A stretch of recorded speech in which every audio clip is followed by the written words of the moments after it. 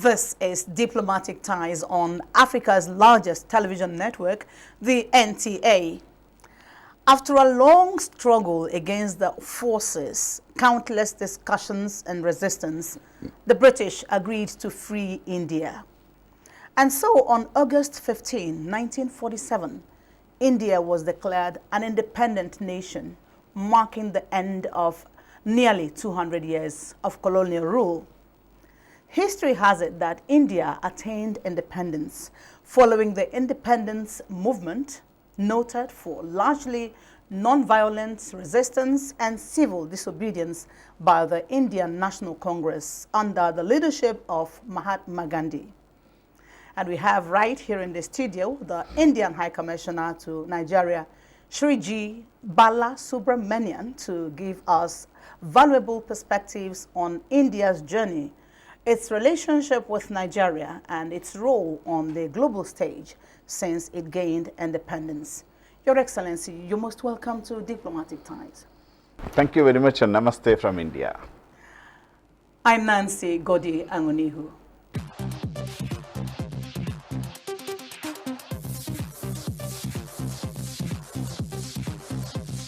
Before we forge on, let's recall that India achieving this independence coincided with the partitioning of the country, in which British India was divided into the dominions of India and Pakistan. The partition was accompanied by the displacement of nearly 15 million people. On 15 August 1947, the first Prime Minister of India, Jawaharlal Nehru, raised the Indian national flag above the Red Fort in Delhi. On each subsequent Independence Day, the Indian Prime Minister customarily raises the flag and gives an address to the nation. It's India's 77th independence anniversary. Your Excellency, you're welcome once again. Thank you, Nancy. What message at this moment would you like, to convey to Indians and their friends, on this particular significant occasion? I would certainly take this opportunity to wish all my compatriots a very happy Independence Day, the 78th Independence Day. Is it 78th? 77th anniversary and 78th Okay. Independence Day. All right, thank you. So I would like to convey that to all my compatriots and to all friends of India. Let us cherish this independence of one of the largest nations in the world in terms of population and the fifth largest economy of the world. Together, we can make the world prosperous. Together with India and the rest of the world, the world can be more prosperous than it is today. Now, apart from the usual presidential address to the nation on this Independence Day, what other activities are lined up by the Indian government at home? It's an occasion to celebrate. So every part of the country actually celebrates the Independence Day. They would further raise the flags, as you also said, when Jawaharlal Nehru, our first Prime Minister, had raised the flag, hoisted the flag at the Red Fort. Similarly, each of the states, the chief ministers do so. Every school does so. And it's a total era of festivity throughout the country. And we have also now, we are also having what we called as Har Ghar Tiranga, meaning every home the tricolor will have to fly. So all over the 1.4 billion people would be proud to fly their flag in their residences, and cultural activities and festivities all around the world, all around the country. Yeah, I wish I had the flag here. I would have raised that flag myself today.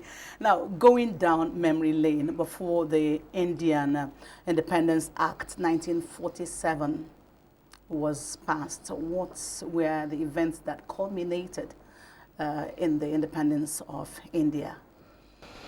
The independence struggle of India was quite a long drawn-out affair, in the sense that while historically some of the historians do claim that the first war of independence is the revolt in Meerut in 1857, But you can, if you read history, you will be, it will be visible that from 1757 onwards, starting from the East India's capture of parts of the country, there have been nationalistic movement against those forces, against the alien forces by various parts, by people in different parts of the country. So it has been a very long drawn movement, but from 1885 onwards, 1858 onwards, when the mutiny had taken place, subsequently with the formation of the Indian National Congress, the movement actually was towards getting all the people together, and different forms of satyagraha and non-violence were the means through which it had done. So it certainly helped in terms of the movement, getting people all come together under one platform and raise the voice together in a non-violent way. So in 1919, 1935, 1921, 1945, 1947, these are very significant dates, years, in which the movements took different aspects. Like in 1930, there was a salt satyagraha, in meaning salt, which is a very common thing. Mahatma Gandhi marched to Dundee and said that he will not pay tax on the salt which is from the soil of India. So those are movements which actually spearheaded and finally culminated in the independence of India in 1947, 15th of August. This movement had something to do with Bengal. Can you explain? Bengal certainly have played a very pivotal role in the freedom movement of India. There is also a saying during the independence movement that what Bengal thinks today, India thinks tomorrow. That is how intellectually sound the people of Bengal were. Bengal actually contributed a lot many people who were working and fighting for independence, like Maulana Azad, Bipin Chandrapal, Shyama Prasad Mukherjee, so on and so forth. We had social reforms which came out from Bengal with Raja Ram Mohan Roy and Swami Vivekanand. So such doyens and leaders who were there. Rabindranath Tagore, the Nobel laureate on literature from India, is from Bengal. So the intellectual part of it and also the media part of it played a very important role, and Bengal certainly has a pivotal role in the independence movement of India. India appears to have plenty good leaders, you know. Now, could you recall the role of the Indian National Congress, because you already mentioned it, and the country's quest for self-rule, especially describing the role of Mahatma Gandhi, you know, his policy of non-violent and civil disobedience, you know, in the attainment of India's independence. The advent of the Indian National Congress actually changed the perspective. While there were various nationalistic movements in different parts of the country, Indian National Congress made it into a national movement, bringing all the people, all the different struggles in different parts of the country under one umbrella and focusing it in a joint move. And that is the contribution of Indian National Congress. Headed by Mr. Mahatma Gandhi, we call him as Mahatma. Mahatma means great soul. Okay. His name is Mohandas Karamchand Gandhi, but commonly known as Mahatma Gandhi, who is presently the father of the nation. Because of his soul. Because of his greatness, soul, yes. Yeah. And he introduced the concept of non-violence and civil disobedience and satyagraha. Satyagraha is a Hindi word which means, satya means truth, and agraha means to hold on to the truth. So non-violent struggle was something new to the colonial power, because it was always, brute force was always used to control the masses and disperse the protests and things like that. But when faced with a non-violent moral power, holding on to the truth and standing over there without reacting to the force that is being inflicted on the person, that is something which changed the whole perspective of the colonial power, and it took some time for them to understand what was going on. And within that period, Indian National Congress and the philosophies of Mahatma Gandhi had certainly made a great breakthrough in terms of bringing the people together, instilling a morale into them, saying that it is certainly possible for the country to be free. And that is the contribution of Mahatma Gandhi and the Indian National Congress. So what I can get here is that you hold on to the truth and you follow that truth, or you pursue that truth in peace. Yes. Yeah, without violence in your effort to look for good governance. Now, Kasturba Gandhi, that's Mahatma Gandhi's wife, promoted the emancipation of Indian women and their participation in the freedom struggle. How did this assist in the attainment of your sovereignty, and what's the place of women in India's democracy today? In India, we have always respected and given the due reverence to women throughout the civilization. Yeah. Kasturba Gandhi was also very impactful in terms of bringing the women, as Indian National Congress had made it into a national movement. Participation of women is but a must. So, Kasturba Gandhi had played an important role in getting all the women together, and they stood shoulder to shoulder, hand in hand with the menfolk in fighting for independence, the brave women. And earlier also we have had from Jhansi Rani to various other people, ladies who fought for independence nationalistic movement. That is why the emancipation was almost immediate, and since it is civilizationally also attuned to our viewpoint, as soon as we got independence, the franchise, in the sense that the voting rights, unlike in various other places, it was granted immediately, simultaneously for all Indians, including women. So, and subsequently we could have women in most of the public offices. We had Indira Gandhi, who was our first women prime minister.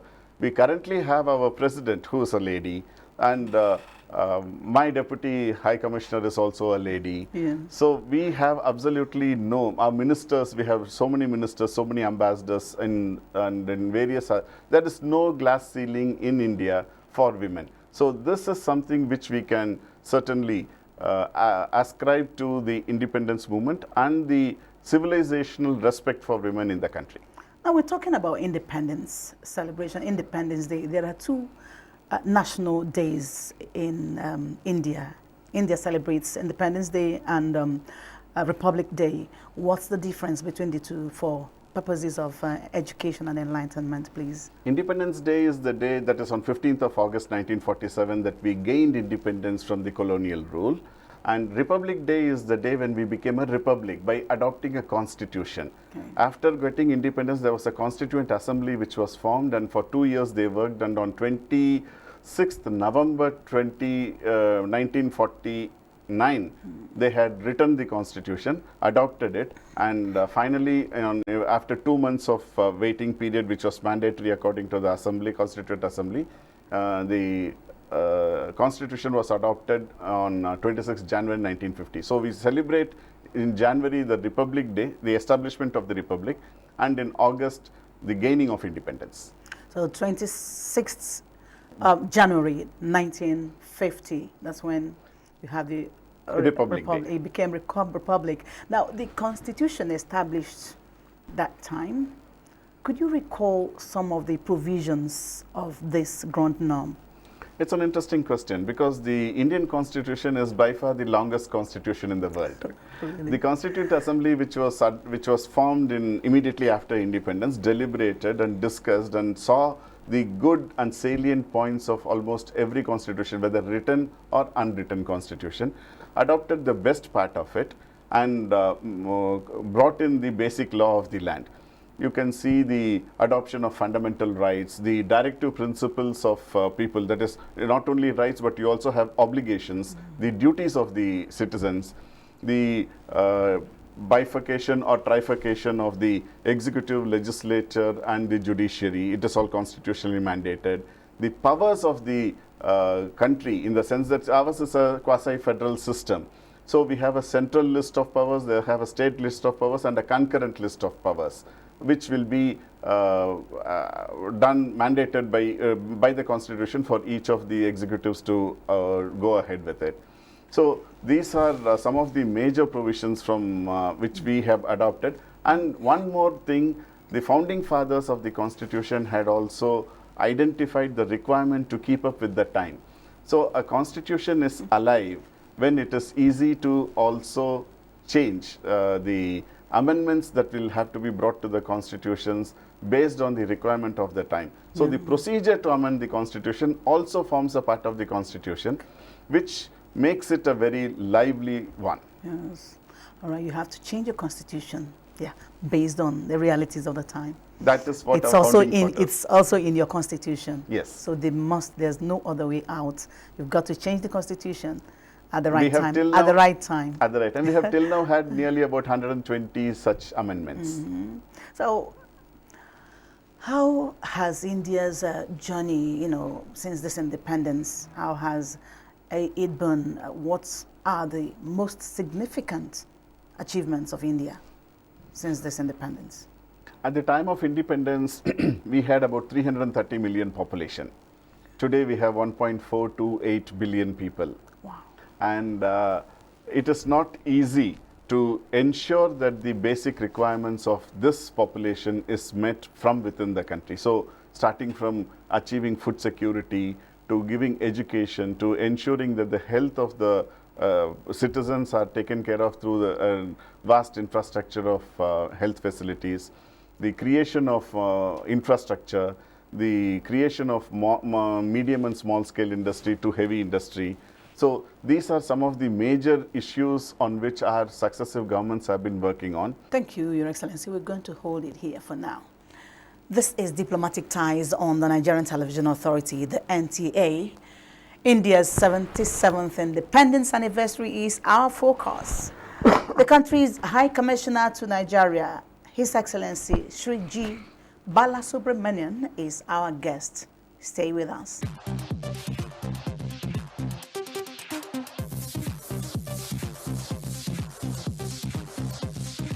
Yes, Your Excellency, you just talked about the achievements. Can we look at the challenges India faces and how the government addresses them? Well, we certainly wish that was the situation. There are certainly, some of the issues in terms of development. We still have a long way to go. We have reached a position of 5th largest economy, but we cannot stop over there. We have a large population and we have to provide enough opportunities for each of them. So we are one of the fastest growing economies also. And to keep up with that, we have to develop the infrastructure, because the growing economy certainly always has to have a growing infrastructure. That and the health of the country will have to be taken care of. Suddenly we have pandemics. We'll have to address those things. And given the size of the population, to reach to go to the last mile is always a difficult thing. Security is also one of the most important aspects for any country's growth. We do have some problems in terms of cross-border terrorism from across, and we have to address those issues also. So these are some of the challenges that we are certainly facing. But with the friendship and with the friendly support from all the countries in the world, it has been possible for us to move ahead jointly, and we believe in the concept of shared growth and shared prosperity. Now, talking about the world at large, how has India's foreign policy evolved, and what are the key priorities? India's foreign policy is a fiercely independent foreign policy. Okay. And that has been something which historically has been given that foundation through non-alignment. India was one of the proponents of non-aligned movement right around immediately after our independence in the 60s and so on and so forth. So that we do not have to align ourselves with any of the groupings, because Global South will have to look out for themselves, and it is important to have an independent foreign policy. So in that direction, I would be happy to state that our foreign policy, based on the national interest of the country, has been quite a successful one in terms of steering India in the complexities and the complex problems that are facing the world. What role does Africa, and specifically Nigeria, play in India's foreign policy and cooperation? What have the two countries, especially Nigeria and India, what have they benefited from each other? Oh, absolutely. India, as far as Nigeria is concerned, let me first talk about the continent itself. Exactly. My Prime Minister in 2019 had visited the eastern part of Africa, in Uganda particularly, and speaking to the parliament, had said that Africa is a priority for India. Each man, woman and child in Africa is a priority for India. These are his words, his statement. Beautiful. And India would be ready to stand shoulder to shoulder and work with Africa based on the priorities of Africa. It is not as if we would like to impose certain things. Whatever your priorities are, where we have the capabilities, we would be more than happy to join hands. So that is the focus of India on Africa. As far as Nigeria is concerned, Indian leadership had recognized the importance of Nigeria 2 years before your independence. In 1958, we had established a diplomatic office in Lagos. And since then, it has always been a joint journey for both our countries in terms of development, in terms of capacity building, in terms of establishment of basic things. You would recall that the National Defense Academy in Kaduna was, and the Naval Academy in Port Harcourt. These were all jointly, both Nigeria and India had jointly built.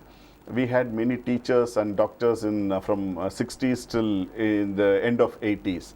Capacity building has been one of the stronger points, wherein we give more than 500 scholarships on an annual basis to both civilians and to the military leadership of Nigeria. In 2022 December, when India took over the presidency of G20, we immediately, given the relationship that we have and the ties that we have with Nigeria, immediately invited Nigeria as a guest country for the G20 for the first time. You did. So this is the importance that India attaches towards Nigeria. Yes, your president actually invited our president. And His Tinubu, Excellency Mr. yes, Tinubu yes. visited India for the summit Privately, also. yes, personally. Okay, what opportunities exist for trade, investment and cultural exchange between Nigeria and India? Trade and economic relations is one of the more important areas as such. We have more than 180 Indian companies which are manufacturing and in the service sector in Nigeria, with more than $27 billion of investments. And they have been here for the past more than 4 decades, 5 decades also. In every sector you find them. They are the Indian companies are the second largest employers of Nigerians after the federal government of Nigeria. Really? Anecdotally speaking, Very I wouldn't have encouraging. the exact number, but Wow. generally it is Yeah. so. I have visited many companies and I have seen the hundreds of Nigerian friends working in those companies. That is in the manufacturing sector. Cultural. On the, exchange. on the cultural part of it, we have strong relations. People-to-people contact has been very strong. Troops from Nigeria have visited India for Suraj Kund Mela and other festivities that have been taking place over there. Your NYSC cadets have visited India on an exchange program, so on and so forth. Let's talk about that independence still. Now, what's independence anniversary? What are the High Commission's plans to celebrate this milestone anniversary in Nigeria? And in the run-up to that, you certainly did mention in your opening statement about the partition and how there were about 15 million people who were affected by that. So we are also doing an exhibition on the horrors of partition. It is something that we should learn from history and we should never repeat it. And unless we continue to learn from history, it won't be there. So we are doing an exhibition on horrors of partition and the difficulties that the people faced while the partition took place, when the country was divided. So these are some of the areas, and we are also looking towards blood donation from the Indian side with one of the hospitals over here. Okay, and how can the Indian diaspora in Nigeria continue to strengthen relations between the two countries? They are more Nigerians than Indians, I would say.